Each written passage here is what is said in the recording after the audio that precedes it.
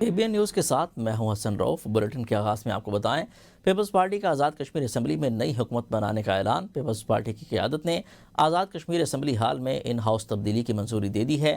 ایوان صدر میں پیپلز پارٹی کی پارلیمانی پارٹی کے اجلاس کے اختتام پر پیپلز پارٹی کے رہنما سردار تنویر الیاس اور چودھری یاسین نے میڈیا سے گفتگو کرتے ہوئے کہا کہ پیپلز پارٹی آزاد کشمیر میں اپنی حکومت بنانے جا رہی ہے۔ پارٹی قیادت وزیر اعظم کے امیدوار کا اعلان کرے گی۔ پی پی رہنما سردار جاوید نے کہا کہ آج پی پی کے 2 اجلاس ہوئے ہیں، جن میں سے ایک اجلاس کی قیادت بلاول بھٹو نے کی ہے۔ سردار جاوید نے کہا کہ پیپلز پارٹی صوبوں گلگت بلتستان اور آزاد کشمیر میں اپنی ذمہ داریوں سے لا تعلق نہیں رہ سکتی۔ صدر پیپلز پارٹی آزاد کشمیر چودھری یاسین نے کہا کہ پارٹی نے آج آزاد جموں و کشمیر میں اپنی حکومت بنانے کا حتمی فیصلہ کر لیا ہے۔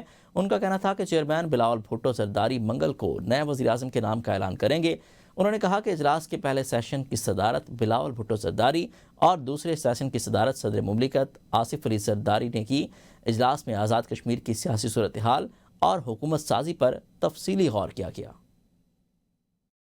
چیئرمین صاحب خود اناؤنس کریں گے اس کے لیے طریقہ کار کیا کیا جائے گا۔ جو پی ایم ایل این کے حوالے سے آپ بات کر رہے ہیں، باقی بھی نمبر اس وقت پورے پیپلز پارٹی نے جو اس وقت چیئرمین صاحب کے ساتھ پریزیڈنٹ زرداری صاحب کے ساتھ جو بات ہوئی ہے، پیپلز پارٹی نے حکومت بنانے کا فیصلہ کیا۔ اس کا 1-2 دن میں چیئرمین پاکستان پیپلز پارٹی خود اناؤنس کریں گے، امیدوار کے حوالے سے بھی وہ اناؤنس کریں گے۔ لیکن اگر وہ مستعفی نہیں ہوتے تو نیچرلی پھر جو ہے وہ ایک ہی راستہ ہے۔ یہ ڈسکریشن ہے پارٹی لیڈرشپ کی، پریزیڈنٹ زرداری صاحب کی، چیئرمین بلاول بھٹو زرداری صاحب کی اور محترمہ فریال طالپور صاحب۔ یہ ہم بتائیں گے، جب بنائیں گے تو پھر آپ کو بتا دیں کیوں بنا۔ چیئرمین افغانستان سے مذاکرات میں معاملات طے نہیں ہو پاتے تو پھر ہماری کھلی جنگ ہے۔ وزیر دفاع خواجہ آصف کی سیالکوٹ میں پریس کانفرنس۔ افغان طالبان بھارتی پراکسی بن کر پاکستان پر حملے کر رہے ہیں۔ افغانستان کی طرف سے 4-5 دن سے کوئی حملہ نہیں ہوا۔ بھارت کو پاکستان نے بدترین شکست دی۔ ہماری بہادر افواج ملک کی حفاظت کے لیے ہر لمحہ تیار ہیں۔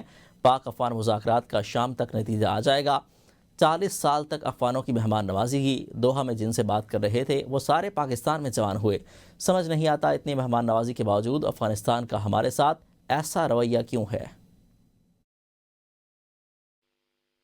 شام تک کوئی اس کا آؤٹ کیا نہیں تو کل آ جائے گا۔ جب آؤٹ کم آئے گا تو پھر وہ ایگریمنٹ جو ہے وہ ترتیب دیا جائے گا۔ اس کے بعد جو ہے ہمارے پاس ایک آپشن ہے، اگر طے نہیں پاتے ہماری تمہاری کھلی جنگ ہے۔ 4-5 دن سے کوئی واقعہ نہیں ہوا، ویسے کم از کم 70-80% پاس کیا جا رہا ہے۔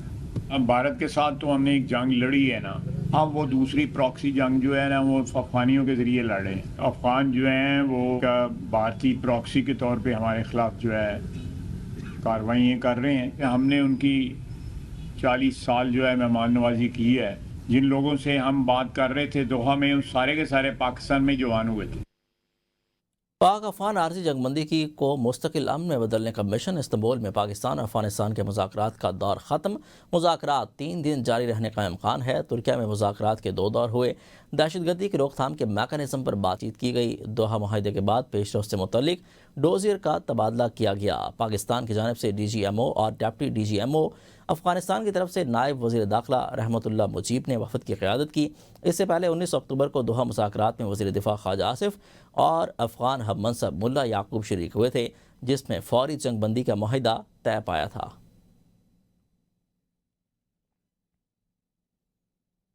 پاک افغان کشیدگی سے سرحدی راستے بدستور 2 ہفتوں سے بند ہیں۔ پاک افغان تجارت اور آمد و رفت مکمل طور پر معطل ہے۔ دونوں ممالک کی تاجروں کو بھاری نقصان کا سامنا۔ تاجروں کا حکومت سے بارڈر کھولنے۔ مارکہ حق میں ذلت آمیز شکست کے بعد بھارت نے افغان طالبان کے ذریعے آبی جہریت کو ہتھیار کے طور پر استعمال کرنے کی کارروائی شروع کر دی ہے اور پاکستان اس سلسلے میں اپنی آبی دفاعی حکمت عملی کو مضبوط کرنے کے عزم کا اظہار کر رہا ہے۔ انڈیا ٹوڈے کی 24 اکتوبر 2025 کو شائع رپورٹ کے مطابق طالبان رجیب دریائے کنٹر پر بھارتی حکومت کے تعاون سے ڈیم تعمیر کر کے پاکستان کو پانی کی فراہمی روکنے کا منصوبہ بنا رہی ہے۔ رپورٹس میں یہ بھی دعویٰ کیا گیا کہ بھارت افغان رجیم کو مالی اور تکنیکی معاونت فراہم کر کے مختلف ڈیمز جیسا کہ نغلو، درونتا، شاہتوت، شاہ واروس اور گمبیری باخترا تعمیر کروا رہا ہے، جو پاکستان کی آبی سلامتی کے لیے سنگین خطرہ ثابت ہو سکتے ہیں۔ حکومت پاکستان اور آبی اور قانونی ماہرین کا موقف ہے کہ یہ منصوبہ مشرق اور مغرب دونوں اطراف سے پاکستان کے آبی نظام کو متاثر کرنے کی کوشش ہے اور اسے کسی طور پر قابل قبول نہیں سمجھا جائے گا۔ दस्तावेजी अंदाजों के मुताबिक दरियाए काबुल से पाकिस्तान को सालाना औसतन 16.5 मिलियन एकड़ फीट पानी मिलता है और पेशावर, चारसदा, नौशहरा जैसे अजला की गंदम, मकई और गंदम की जो पैदावार है, इसके अलावा जो गन्ने की पैदावार है, वो बरह रास्त इसी पानी पर मुनहसर है। इसलिए किसी भी किस्म की आबी जहरीत के बारे में पाकिस्तान का मौक़िफ़ वाज़ेह और दो टोक है।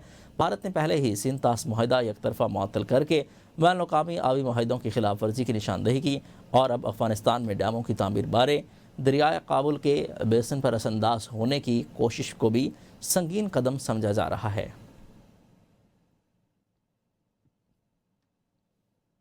यहाँ पर आपको अहम खबर दें कि पाकिस्तान इंटरनेशनल एयरलाइंस PIA की परवाज़ 701 5 साल बाद दोबारा इस्लामाबाद से मैनचेस्टर पहुँच गई। PIA की फ़्लाइट मैनचेस्टर एयरपोर्ट पर लैंड कर गई है। PIA की इस परवाज़ की बहाली से बरतानिया में पाकिस्तानी कम्यूनिटी में खुशी की लहर दौड़ गई। मैनचेस्टर के लिए परवाज़ की बहाली के बाद PIA बतदरीज बरतानिया के दीगर शहरों के लिए भी फ़्लाइट्स दोबारा शुरू कर रहा है।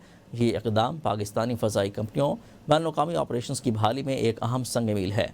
तर्जुमान का कहना है कि मैनचेस्टर एयरपोर्ट पर भी पहली परवाज़ पहुँचने पर खुसूसी तकरीब होगी। गुज़िश्ता दिहाइयों में बलूचिस्तान को नज़रअंदाज करना खुद एहतसाबी का लम्हा है। जो शिकायत और गिले शिकवे हैं वो दूर करना होंगे। वज़ीर-ए-आज़म शहबाज शरीफ का नेशनल वर्कशॉप बलूचिस्तान के शुरका से खिताब। कहा कि अल्लाह ताला ने बलूचिस्तान को बेशुमार कुदरती वसाइल से नवाजा है। अफसोस है बलूचिस्तान की दौलत अभी भी ज़मीन के अंदर दफन है। विफाक की रूह बाहमी कुर्बानी और भाईचारे में पोशीदा है। 2010 के NFC अवार्ड में पंजाब ने तारीखी कुर्बानी दी है। Allah Almighty has blessed the province with infinite natural resources. Our wealth are still hidden and buried under tons of mud and mountains. And unfortunately, what has happened in the last few years, rather spanning over more than a decade, is something, a matter of self-introspection.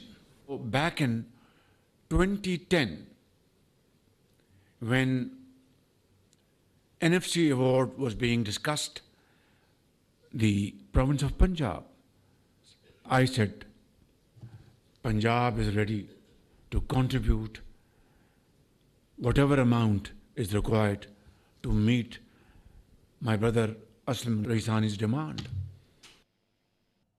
कबाइल अपनी मर्जी से पाकिस्तान में शामिल हुए, पाकिस्तानी हैं और रहेंगे। वज़ीर आला KP सुहेल आफरीदी का बाड़ा में अमन जरगे से खिताब। कहा मेरी नामजदगी पर एतराज़ात उठाए गए, ज़म अज़ला के बकाजात फौरी अदा किए जाएँ। हमें भीख नहीं चाहिए, हमें अपना हक दिया जाए। सेकंड हैंड गाड़ियाँ नहीं लेनी चाहिए, हमें बंद कमरों के फैसले मंजूर नहीं। हर ज़िला में अमन जरगों का इनेकाद करेंगे। पुलिस को जदीद आलात, तरबियत और वसाइल की फरहमी अवलिन तरजीह है। अमन के साथ खैर पख्तूनख्वा में तरक्की चाहते हैं। किसी की मजाल नहीं कि पाकिस्तान की तरफ मैली आँख उठाकर देखे। कबायली अज़ला के साथ वादे 100 अरब रुपए सालाना देंगे। सुहेल आफरीदी ने KP में दर्ज 9 और 10 मई के मुकदमात की तफसीलात मांग ली हैं। सराय के मुताबिक प्रोसिक्यूशन डिपार्टमेंट ने तमाम तफसीलात मुहैया कर दी।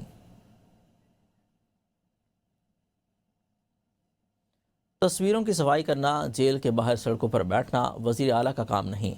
वफाकी वज़ीर इत्तलात अता तारड़ कहते हैं बानी PTI के खिलाफ 190 मिलियन पाउंड का केस है। इसका जवाब ये नहीं कि हम रियासत मदीना की बात करते हैं। मलिक रियाज को इतनी बड़ी रियायत क्यों दी? कौम का पैसा था। TLP के खिलाफ तशद्दुद फैलाने वाले काफ़ी शवाहिद पंजाब हुकूमत दिए हैं। मुरीद के में शहीद SHO को 21 गोलियाँ मारी गईं। सलाह मुतासरीन के लिए हुकूमत बेहतरीन इक़दामात कर रही है। वज़ीर का काम है अमन अमान को बेहतर करे। वज़ीर का काम है आवाम को सुख दे। चप्पल के लिए वो नाप देना पाँव का, तस्वीरों को सफाई करना, जेलों के बाहर जाके जो है वो करना। देखिए ये काम हम भी करते हैं बतौर सियासी वर्कर। कानूनी तौर पे 190 मिलियन पाउंड का केस है करप्शन का, मेगा करप्शन का, बानी चेयरमैन PTI के खिलाफ। आपने मलिक रियाज को इतनी बड़ी रियायत की अरबों रुपए की, वो पैसा कौम का पैसा था जो पंजाब हुकूमत ने वफाकी काबीना को पूरा एक पलंदा भेजा और उसके अंदर बहुत ही ज़्यादा मवाद मौजूद था दहशतगर्दी की कार्रवाइयों का, पुरतशद्दद कार्रवाइयों का।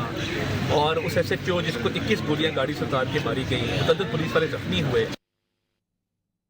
وزیر اعلیٰ ہاؤس پشاور میں پاکستان تحریک انصاف کی سینئر قیادت کا اہم اجلاس ہوا۔ اجلاس میں صوبے کے امن و امان کی صورتحال پر تفصیلی غور ہوا۔ اجلاس میں خیبر پختونخوا اسمبلی میں امن جرگہ بلانے کا فیصلہ کیا گیا ہے۔ حالیہ ہنگو بم دھماکے کے واقعے پر شرکاء کا اظہار افسوس اور شہید پولیس اہلکاروں کے اظہار ثواب کے لیے دعا کی گئی ہے۔ امن جرگے میں سابق وزرائے اعلیٰ، گورنرز، علماء، جرگہ مشران، سول سوسائٹی، وکلاء اور اہم شخصیات کو مدعو کیا جائے گا۔ امن جرگے کا مقصد دہشت گردی کے خاتمے اور پائیدار امن کے لیے متفقہ حکمت عملی کی تشکیل ہے۔ اجلاس کے شرکاء نے پولیس کی قربانیوں کو خراج تحسین پیش کیا۔ سہیل آفریدی نے کہا کہ صوبائی حکومت پولیس فورس کے شانہ بشانہ کھڑی ہے۔ پولیس کو جدید آلات، تربیت اور وسائل کی فراہمی حکومت کی اولین ترجیح ہے۔ اجلاس میں chairman P T I barrister Gohar, وزیر اعلیٰ سہیل آفریدی، صوبائی صدر جنید اکبر، اسد کیسر اور دیگر رہنماؤں کی شرکت۔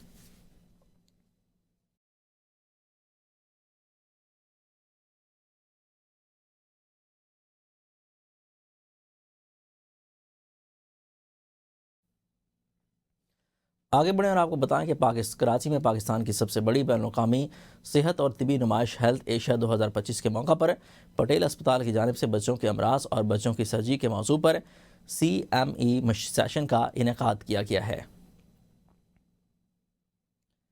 سیشن میں طبی طلباء، ریزیڈنٹس اور مختلف شعبہ زندگی سے تعلق رکھنے والے ماہرین نے شرکت کی ہے۔ افتتاحی کلمات ڈپٹی ڈائریکٹر ڈاکٹر شاہ مثبت سلیم نے ادا کیے، جنہوں نے پٹیل اسپتال کی فلاحی اور خدمات اور معیاری علاج کے عزم کو اجاگر کیا۔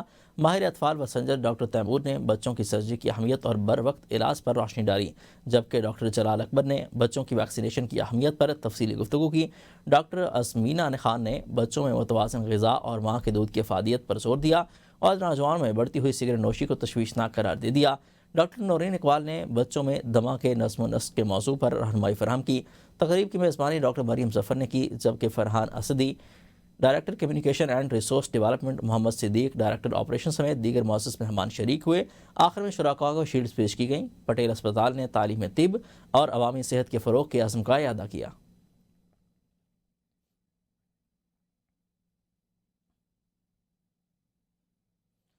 کسٹم انفورسمنٹ کوئٹہ نے اربوں روپے مالیت کی کرسٹل آئس سمگل کرنے کی کوشش کو ناکام بنا دیا۔ FBR کے مطابق تفتان سے کوئٹہ آنے والے ٹرک کے تبدیل شدہ فیول ٹینک میں 300 kilo gram crystal ice میتھامفیٹامین mine برآمد ہوئی ہے۔ منشیات کی مالیت 18.65 ارب روپے، جبکہ اسمگلنگ میں استعمال ہونے والے ٹرک کی مالیت 80 لاکھ روپے بتائی گئی۔ ٹرک میں سوار دونوں ملزمان کو گرفتار کر کے ان کے خلاف مقدمہ درج کر لیا گیا ہے۔ مزید تفتیش جاری ہے۔